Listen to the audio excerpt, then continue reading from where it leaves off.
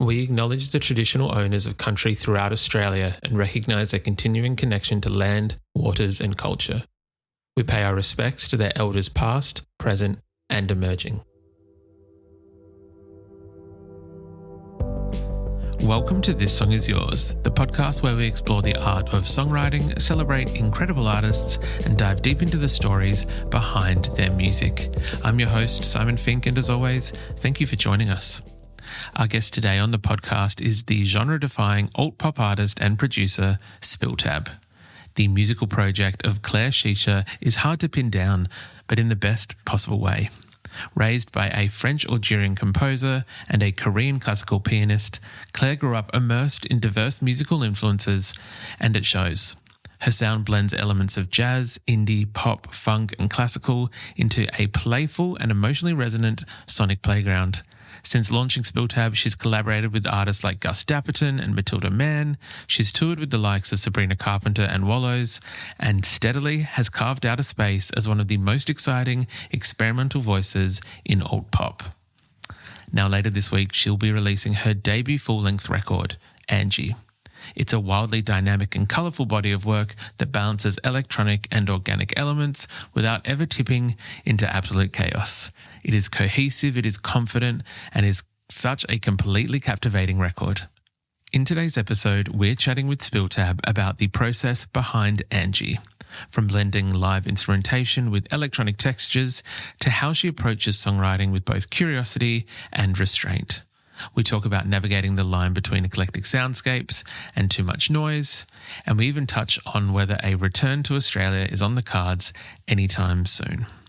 Now we want to say a massive thank you to Kyung for his help with today's episode and provide a reminder to everyone that ANGIE, the debut album from Spilltab, is out later this week. You can find links in our show notes to pre-save or purchase the album, stream Claire's music, and follow her across all her socials. While you're there, don't forget to follow us too across all of our socials and subscribe to this very podcast wherever you get your pods. If you're feeling generous, please leave us a rating or review. It really does help. But let's get into it. Here is our conversation with Spilltab.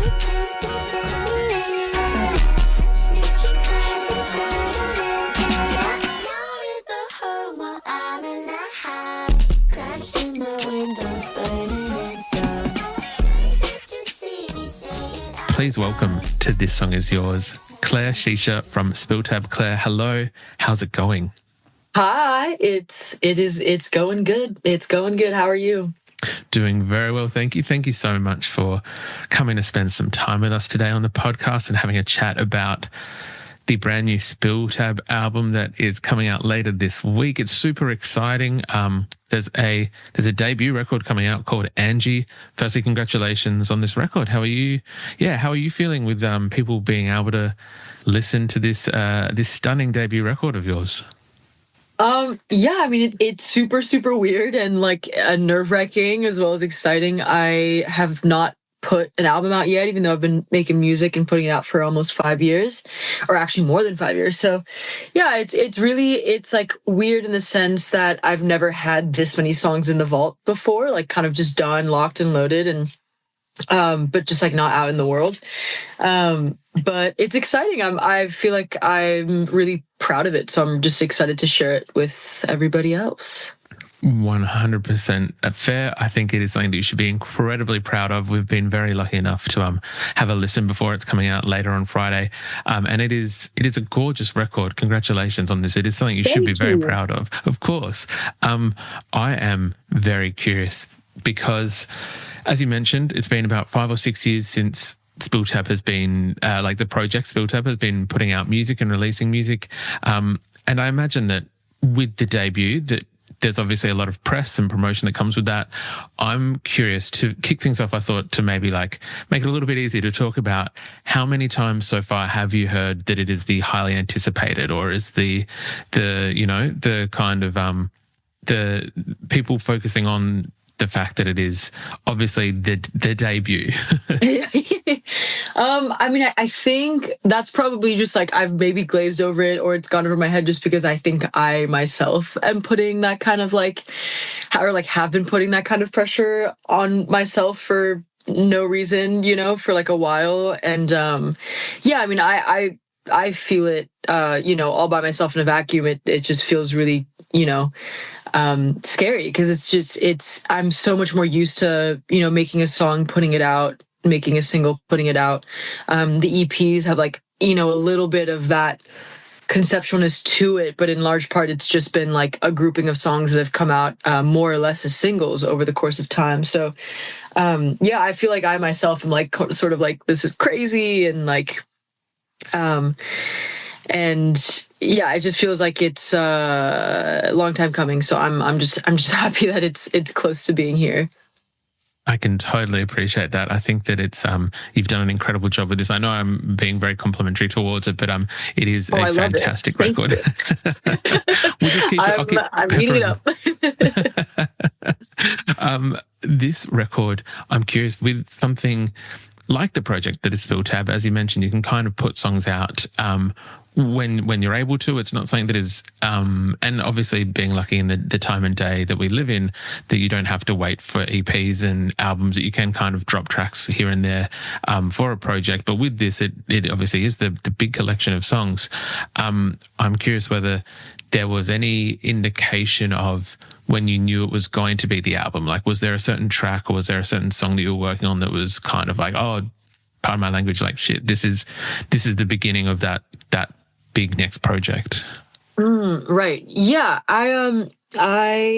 It was initially sort of these first two songs called Pink Lemonade and Angie that that have both already been out and stuff. But yeah, I feel like those two songs created the concept, at least for me in my head, of like what the album would be, because they were just two songs that made me excited enough, in a sense of like they both cradle the sort of like center of the spectrum of like organic and more electronic. And I feel like kind of they're both very, very different songs from each other, but I liked the idea that they felt like they were both trying to do the same thing in a sense, just like coming at it from different directions. Like I feel like Pink Lemonade is quite like electronic and glitchy and has more not like MIDI, but like more sample based tracks, but also has an acoustic element to it, where it was like we initially started it out of like a 40-minute jam session that we kind of like snapped and like chopped up and stuff. And then Angie is like much more organic, and like the drums are live recorded, the guitar is live recorded, like a lot of the elements are tracked live, but it also does have this component of like a more in the box method of making music. And but I feel like they both, like the weight of each, like the weight of electronic and the weight of organic are just like opposites on each song, I guess. So I guess in my mind I was like, that to me is so exciting, and it makes me want to create a sort of album around this concept of like where the organic meets the electronic, because I feel like in some capacity, I mean, if not every capacity, you know, it's like unless you're tracking straight to tape with no computer, like the organic touches the electronic, you know? I mean, even, tape is electronic, but you know what I mean? Like kind of like in the box of like Ableton or like DAWs and stuff like this. So yeah, just like to me, that was just exciting enough to like want to, like I call Pink Lemonade and Angie like the grandma and grandpa of the album.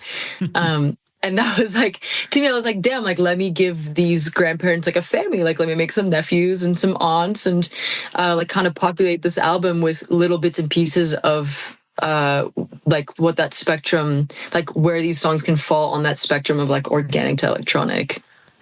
You've done it incredibly well. This album kind of just touches sonically.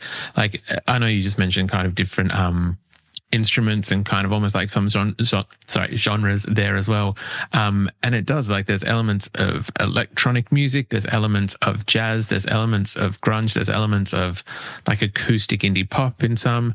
And it's all done very masterfully. Like, it is something that I feel that artists and producers have done over the years, and some to varying degrees of success. And I would put this Spill Tab record, Angie, on the higher end of that spectrum of success in terms of that. Sometimes when artists and producers attempt to do something like that, obviously each project is the art of what someone wants to create, but there can be elements of what's the word? Maybe like almost like a whiplash, or like, you know, like somewhat jarring. And listening to this record, there never was that element of kind of having to refocus. Like, it all just felt like a very natural, cohesive journey, even though you can tell while listening to it that there's a lot going on. I'm wondering, and I'm so sorry because this is going to be somewhat cliche, the songwriting journey, if you will. Right.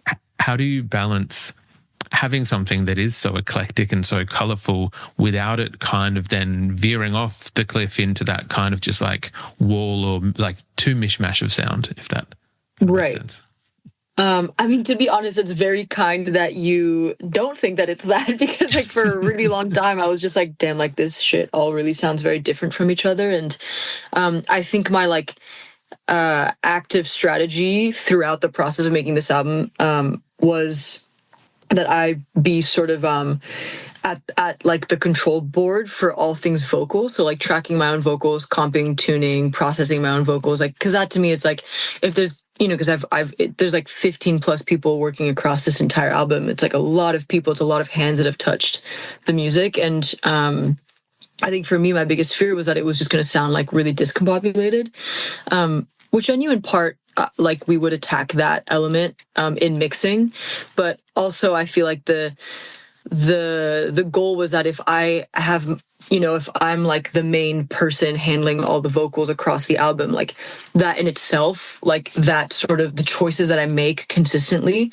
will be read throughout the entire thing. So that was kind of like in my mind, like one of the strategies that I could have to kind of create a sort of more seamlessness to it. But I think also like there were like, you know, more songs that were like maybe going to make it onto the album that like didn't make it onto the album, and songs that I didn't think was going to make, that I didn't think were going to make it on, but did. And I think naturally just like throughout time, there's sort of the consistent tracks that have stayed on like the SoundCloud link or whatever, kind of create like a world of their own, like together. And then I think it invites the right extra tracks to come join the family as well. And so I think, I mean, there's a song on there that I started like 5 years ago, when I really first started making music with my friend David Marinelli, and we would just like write songs out of his like childhood house, you know, and like, so that's like, it spans across a lot of time. And to your point, like the songwriting, I feel like,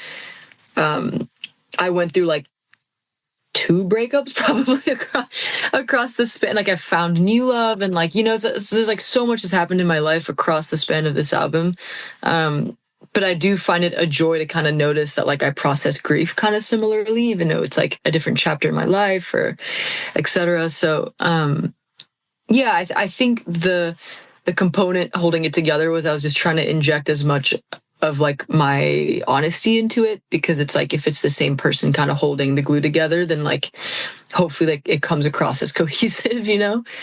100%. I think that's an incredibly smart way to do it. And I think that it kind of has, as mentioned before in my gushing of the thoughts on the record, like that it obviously has worked quite well. I know you mentioned Marinelli there, the lovely David Marinelli. And I know that I think you worked with a few other people on the record. I think Wyatt and Austin. Yes. I'm going to forget 1 or 2 other people's names. So I'm very sorry to those people who have helped produce as well. When it comes to, obviously, for those people who are listening who might not be aware, you are the primary songwriter, the singer, but also producer, mixer, engineer as well. Do you find that that being able to have that ability to produce as well does help, not even just in the, I guess, the cohesion of the album, but when you're trying to really hone in on a sound or an idea of something, that having those tools helps, I guess, achieve that in that way? Yeah, I mean, I think the initial attraction to production was just being able to communicate what I wanted more precisely and using like the right language. It's like not very easy to understand when someone's like, I want it to feel more purple, like or more joyful. It's like I feel like I think I was just like drawn to just sitting at the computer because there were so many times I was like not able to explain correctly what I wanted. And so I am always trying to learn as I go. And I think the really big blessing of just, of like early on, like 2020, 2021, of like just starting music and like being able to do a lot of sessions was just being in the room with people who are really talented producers and just being able to absorb what I can from those sessions. But yeah, I feel really blessed to have so many really crazy producers over this, like across this album, many of whom have become really good friends just like through music making. And every single one does it completely different. Like even if it's in the same, even if they're all like, if many of them are in Ableton, they use it really differently. Like some people lean more towards third-party plugins. Some people really work with what's within the DAW, and like, yeah. And like, I just really enjoy absorbing what I can. And yeah, and the production was fun. I mean, like, I feel like my sense of production across it all was more in like all these producers brought so much clay to the table and so much to work with and like input so many ideas. And I feel like my main job was to like carve and like maybe take something that they added here and move it there and like fly it over and like maybe like get rid of an idea, maybe like inform them how to kind of bring in a new idea. And like, I feel like that was like so much fun, honestly, to just have so much to work with, and be able to pick and choose like my favorite parts. And then through that process, also like all these wonderful people giving me the confidence to also like step up and create my own clay and like really kind of create the sound itself. And like, I feel like I've become so much of a better bass player through making this album because I was always drawn to bass lines, and like instead of explaining, can you move your finger here, it's like, well, why don't I just pick it up and play it? So, but yeah, but it's always really helpful to have people that are encouraging you to do that and not like shooting your shit down, and being like, no, let me just, it's like that. Like, I really want to give like so much credit to like all my friends that have just allowed me to grow as a producer as well. I kind of love that though, because I think as an artist, as a producer, as any kind of creative, you want to continue to build upon those skills and learn new things and not simply have someone help you recreate the same thing, Definitely. Time and time again. Definitely. Yeah, exactly. And yeah, and I think when, like, as a producer, like, if that's your main gig, like, you are doing that all fucking day long, like, like 7 days a week or however many days a week one would prefer to. But yeah, and so those people their skill set grows so immensely over time. So I just feel really blessed to kind of like get to ride parts of those waves and incorporate, what inspires them into the music. 100%. I was hoping, Claire, that you might indulge me a little bit. And I wanted to ask about one of my favorite tracks on the record. It was called By Design. And I love that one. It's this incredible track that I know we've been speaking about, like the different journeys that these songs kind of been taking within a song, if that makes sense, that it kind of, By Design starts as this incredible, like electronic kind of pulsating minimal track that then just like morphs like a few times, and then it kind of ends as like an acoustic piano-y kind of track as well. It's like, it's difficult to explain, but I highly recommend everyone listening to our conversation go out, buy the record, stream it, listen to the whole record, but By Design as well. Wondering whether you might be able to share where that song kind of came from or what inspired it, or I guess something about the creation of that track.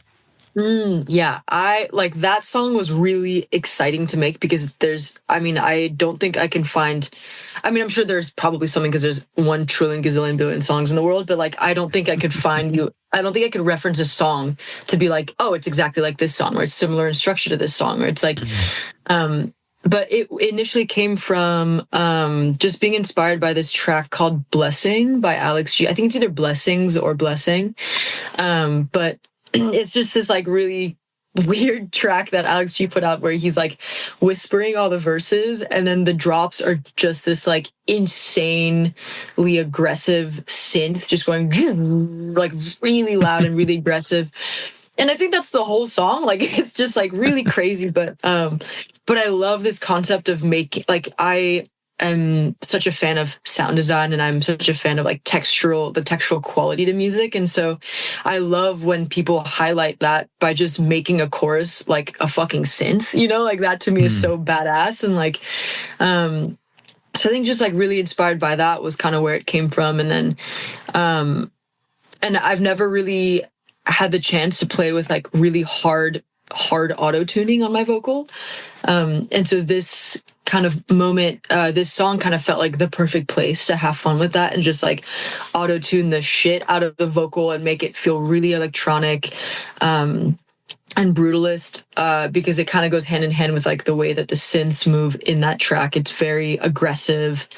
And then the sort of goal with that, with the back half of the song was like, I loved the melody so much, that's going on in the first half, but it felt like it could have a completely different life with like a different instrumental underneath it and a different, like in a reharmonization of the chords. And then I was also just like, I just love a good switch up in a song, like, because it just like, it allows you to examine the actual melodic infrastructure in a completely different way. So that was really fun to kind of like give that song a completely new life. It's like the melody comes back again from the first half, but it's just like over an acoustic guitar. It's like very Fleetwood Mac vibes, which is very cool, which I love that band. So yeah, it was just really fun to have like a lot of fun on that. And it was one of those songs where I was like, as we were making it, I was like, this isn't like maybe not going to go anywhere because it's so weird and odd and jarring, but I loved it so much, so I'm really glad it made it onto the album. I think that a word you just used then, fun, as well, is something that could also describe this record, because I think it sounds audibly like the people who are making it are having fun in a way, if that kind of also makes sense, that it's not just something that is upbeat and I think music can sound fun but maybe is not fun to make, but it doesn't really seem to be the case with Spill Tab and with this record, especially with Angie. It sounds like yourself and those 15 collaborators like really enjoyed themselves and yourself while making the record. Yeah, I feel like it's really, it's cool because I mean, there's moments where I'm just like, I have to remember that it's music. Like, I'm not a doctor. I'm not saving anyone. Like, you know what I mean?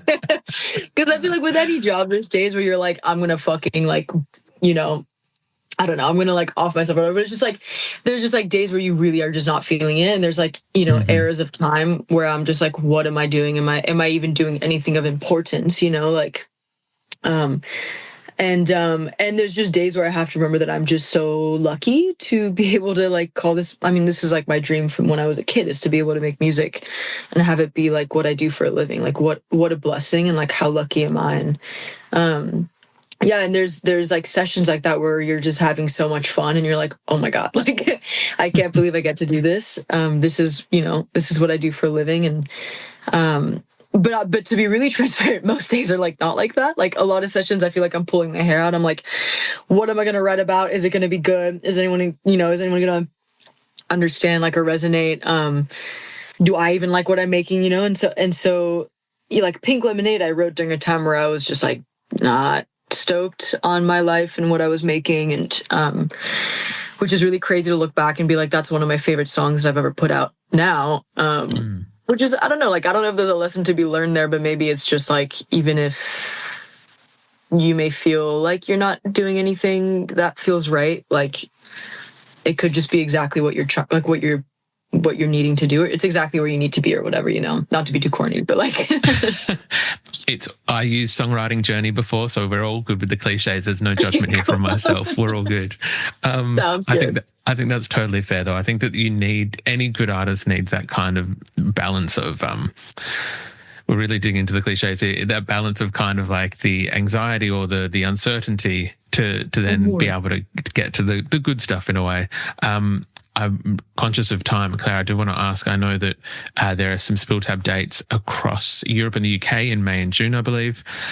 Curious if for yourself there's a track off of Angie that you're most looking forward to playing live, like it's maybe your favourite at the moment in that kind of live arena.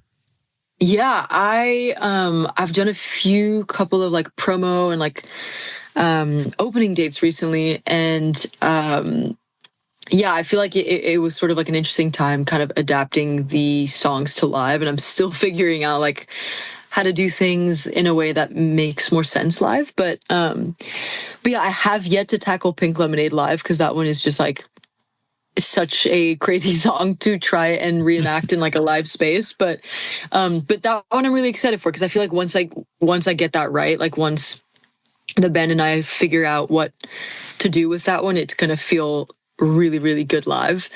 So that one I'm really excited to get past the obstacles of. Mm-hmm. I think totally fair. Very excited to see how that is going to translate live and kind of, be able to see how some of these songs thrive in the live environment, which kind of does lead me to my next and maybe somewhat obvious question. I know that you were here in Australia, I think in late 2022, if I've got that correct, or 2023, yes, one of the two. That is correct. Yep. Yeah, 2022. Will we maybe see you back in Australia in support of Angie playing some shows at some point? Maybe this year, maybe next year? I mean, I would absolutely love that. It's such a trek from California, but every time I go, I have, the best time. And my current partner is actually Australian, so I will hopefully be getting to visit soon. And that just gives me one extra reason to go. So hopefully very soon. Look, I think that is very fair. It is a very long trek, but I know there's a lot of fans very excited to see you whenever you return, whenever that may be. So excited to kind of hopefully check out some dates at some point soon in support of Angie. Claire, we usually kind of wrap things up asking our guests what they're currently listening to. For yourself, is there anything that's on high rotation at the moment? Oh, there is. Let me think. I've just for some reason been really listening to The Suburbs by Arcade Fire a lot. It's just really tickling something in there. Also, this band, my friend showed me this band called Caroline. That's pretty cool. They've got a song called Total Euphoria that's really sick. So I've been listening to that as well. And what else? The usual, Rosalia.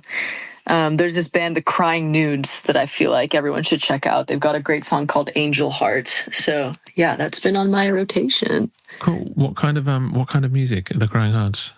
It's shoegazy and verbed out. It sounds like the drums were tracked on one mic. It's cool. A very okay. It's very interesting. But I love the melodies. The vocal lines are very beautiful on those tracks. It's so lush. So yeah, I've been obsessed. We'll be checking that out then. Thank you very much for that recommendation. Yeah, thank you. Claire, thank you again for coming onto the podcast and congrats on the brand new Spill Tab album. It is called Angie. It's out later this week. All links will be in the podcast show notes for people to purchase the record, follow you on socials, all that fun stuff. But thank you again for coming on. Thanks for having all these great questions and for having me on. This has been so fun.